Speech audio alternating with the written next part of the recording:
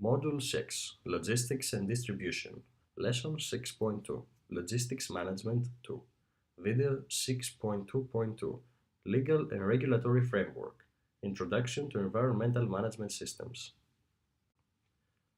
Legal and Regulatory Framework. Transportation law is the area of law dealing with transportation methods. The law can apply very broadly at the transportation system level or more narrowly to transport things or activities within that system, such as vehicles, things, and behaviors. Transport law is generally found in transport system. It includes, as we examined in the previous module, a heavy and light rail systems including associated land, infrastructure, and rolling stock which comprise trains, trams, and light rail transit, roads or paths, vehicles including any type, and bicycles. Ports or waterways includes commercial ships and recreational vessels, air transport systems, and aircraft. Legal and regulatory framework. Transport frequently is an issue in national security. Policies are developed to establish sovereignty or to assume control over national space and borders. Transport raises many questions about public safety and the environment. Issues of public safety have for a long time led to the development of policies requiring driver licenses, limiting the hours of work of drivers, imposing equipment standards, establishing speed limits, mandating highway codes, seat belts, and other incident.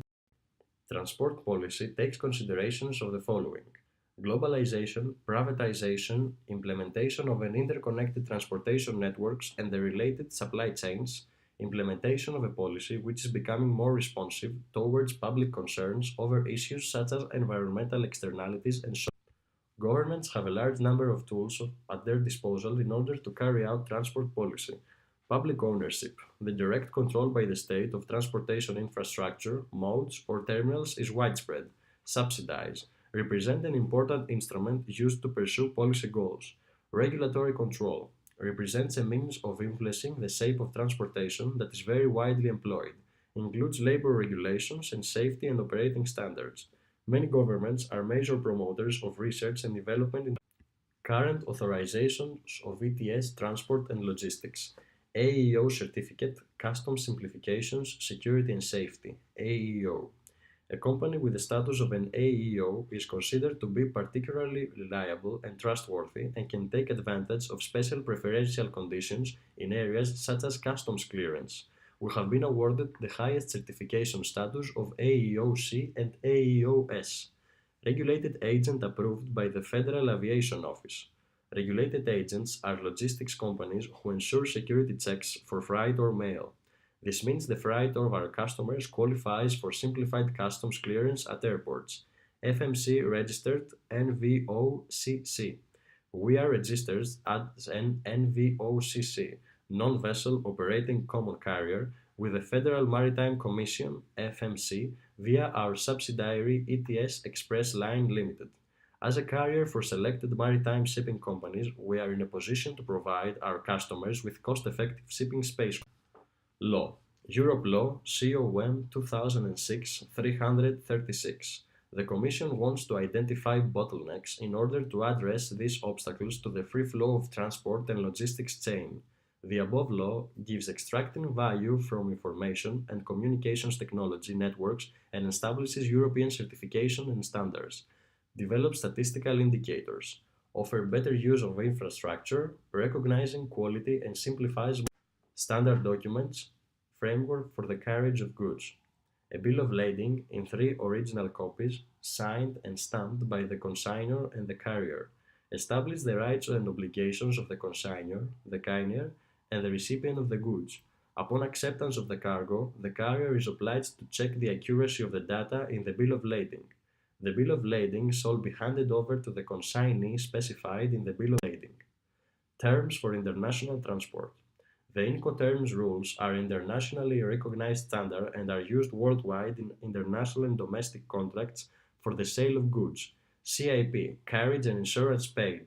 TO, named place of the destination. The seller pays for moving the goods to the destination and for the cargo insurance. From the time the goods are transferred to the first carrier, the buyer bears the risks of loss and CPT, carriage paid to named place of destination.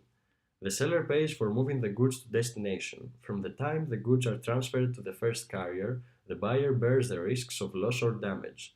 DAP, delivered at place, named place of destination. Delivery takes place when the seller places the goods at the buyer's disposal on the arriving means of transport and when the goods are therefore ready to be unloaded at the named place of destination. It's best to be as specific as possible about the exact point within the place of destination because that's the point where the risk transfers from buyer. DAT, delivered at terminal, named place of destination.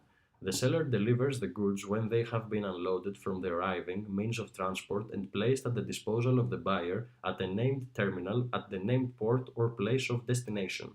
Terminal includes quays, warehouses, container yards, or road rail or air cargo terminals. The seller and the buyer should agree to the specific terminal and, when possible, the point within the terminal at which the risk will transfer from the seller to the buyer of the goods. DDP, delivered duty paid, named place of destination. The seller delivers the goods which have been cleared for import to the buyer at destination. The seller bears all costs and risks of moving the goods to destination, including the payment of custom duties and taxes. EXW, X works, named place. The seller's only responsibility is to make the goods available at the seller's premises. The buyer bears full costs and risks of moving the goods from there to destination. EXW means that the seller has the goods ready for collection at his premises, factory or warehouse for example, on the date agreed upon. This term places the greatest responsibility on the buyer and minimum obligations of the seller. FCA, free carrier, named places. The seller delivers the goods that have been cleared for export to the carrier selected by the buyer. The seller loads the goods if the carrier pickup location is on the seller premises. E. Truck. From the point, the buyer bears the costs and risks of moving the goods to destination. This is the freight collect term that should be used for sea shipments in containers, whether LCL, less than container load, or FCL, full container load. The differences between the items are crucial and need attention. They reflect the allocation of responsibilities and of the overall transportation cost. Conclusion. In this module, we learned about the basic principles of legal and regulatory framework for transportation.